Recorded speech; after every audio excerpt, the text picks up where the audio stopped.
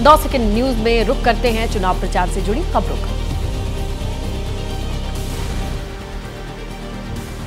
आखिरी चरण के प्रचार में पीएम मोदी ने झोंकी ताकत। आज झारखंड और बंगाल में भरेंगे हुंकार। झारखंड के दुमका और बंगाल के बारासात, जादवपुर में करेंगे रैली। कोलकाता में होगा मेगा रोड शो। 7वें फेज के रण में बीजेपी का जोर। गृह मंत्री अमित शाह आज ओडिशा में दिखाएंगे दम। भद्रक, जजपुर, जगत सिंहपुर में जनसभा को संबोधित करेंगे। जनता से मांगेंगे समर्थन। बीजेपी अध्यक्ष जेपी नड्डा का आज तूफानी दौरा। हिमाचल प्रदेश में करेंगे 3 रैलियां। किन्नौर, मंडी और शिमला में करेंगे प्रचार। बीजेपी उम्मीदवारों के लिए मांगेंगे वोट।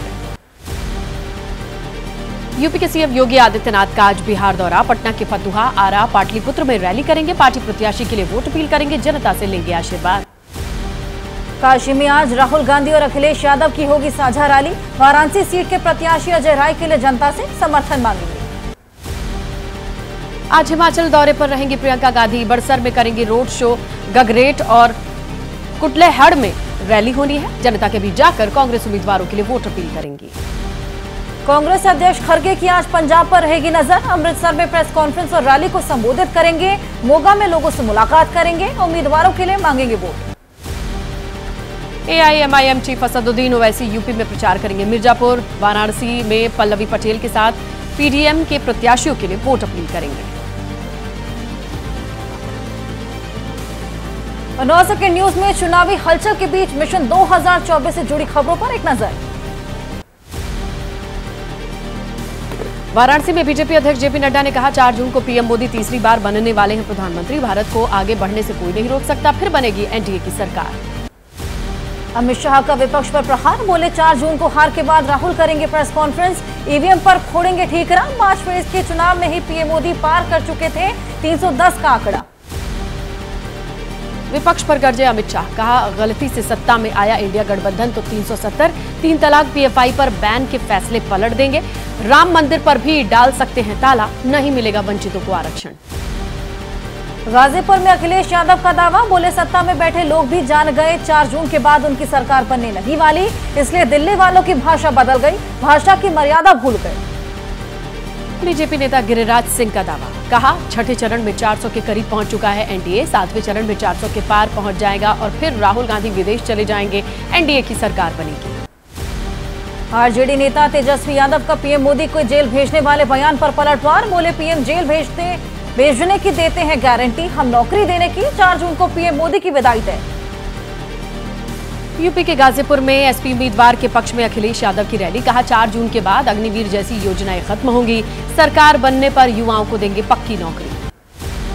असम के सीएम हेमंत बिस्वा शर्मा का विवादित बयान। अग्निवीर योजना की तारीफ करते हुए बोले राहुल गांधी को अपने दम पर नहीं मिलेगी नौकरी। राहुल सिर्फ युवाओं को भड़काने का करते काम।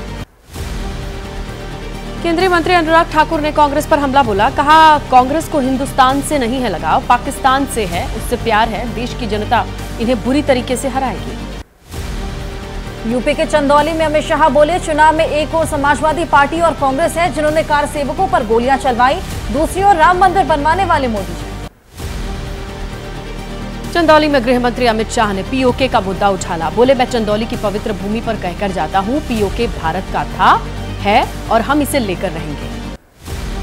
पटना पहुंचे राहुल गांधी का पीएम मोदी पर वार। बोले बीजेपी देश को बांटने की ना करे कोशिश, विकास के मुद्दे पर करे बात। पीएम मोदी के झूठ को समझ चुकी है जनता, इस बार नहीं बनेगी इनकी सरकार। बीजेपी अध्यक्ष जेपी नड्डा ने वाराणसी के काल भैरव मंदिर में पूजा की। बोले धर्म की राजनीति हम नहीं करते, वो लोग करते हैं जो सिर्फ चुनाव के दौरान मंदिर जाते हैं। पश्चिम बंगाल की मुख्यमंत्री ममता बनर्जी ने 1 जून को होने वाली इंडिया अलायंस की बैठक में शामिल होने से इनकार किया। तूफान और मतदान का हवाला दिया। बंगाल में तूफान से मची तबाही। पंजाब के बठिंडा में अरविंद केजरीवाल का अमित शाह पर पलटवार। बोले गृह मंत्री धमकी दे रहे हैं, 4 जून के बाद पंजाब की सरकार गिरा देंगे। ये पंजाब की जनता का अपमान है। चुनावी बॉन्ड पर अमित शाह का दावा। कहा योजना रद्द होने से बढ़ेगा चुनाव में काले धन का प्रभाव। संसद को इसके विकल्प पर लेना होगा फैसला। चुनावी बॉन्ड था अच्छा विकल्प। उद्धव गुट के नेता संजय राउत का बड़ा आरोप। बोले नितिन गडकरी को हराने के लिए पीएम मोदी, अमित शाह, फडणवीस ने पूरी कोशिश की। यूपी से योगी को हटाने की भी तैयारी। संजय राउत के आरोप पर बीजेपी का पलटवार। राम कदम बोले संजय राउत और उनके अखबार को कोई पूछता नहीं, सिर्फ सनसनी पैदा करना उनका मकसद। सिर्फ भड़काने का कर रहे प्रयास। संजय राउत पर भड़के महाराष्ट्र के डिप्टी सीएम देवेंद्र फडणवीस। कहा, जो लोग नशे में संपादकीय लिखते हैं उनके बारे में मैं क्या बात करूं, उनकी मानसिकता का इलाज होना चाहिए। पटना के पालीगंज में रैली के दौरान टूटा राहुल गांधी और तेजस्वी का मंच। मीसा भारती के समर्थन में पटना पहुंचे थे राहुल, गिरते गिरते बचे, मंच पर मचा हड़कंप। अग्निवीर योजना पर केंद्रीय मंत्री अनुराग ठाकुर ने कहा, कांग्रेस भय और भ्रम फैलाना बंद करे, देश के युवा जागरूक हैं, अग्निवीर में जॉब की गारंटी है, इससे युवाओं के भविष्य में बदलाव होगा। कांग्रेस महासचिव प्रियंका गांधी का बीजेपी पर हमला। बोली, मोदी सरकार अरबपतियों के कर्ज माफ कर सकती है, लेकिन पुरानी पेंशन योजना के लिए उसके पास पैसे नहीं।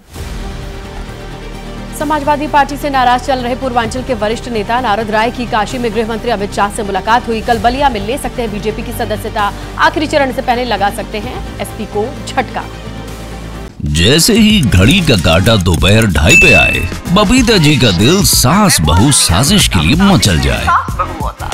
और ये है इनकी बहू, पूरे दिन ऑफिस की टेंशन हो जाए गॉन जब ये करें अपना फेवरेट शो फ्री टाइम पे ऑन। इनकी तरह आप भी देखें अपना फेवरेट शो अपने टाइम पर और डाउनलोड कीजिए एबीपी लाइव ऐप अपने स्मार्ट टीवी पर।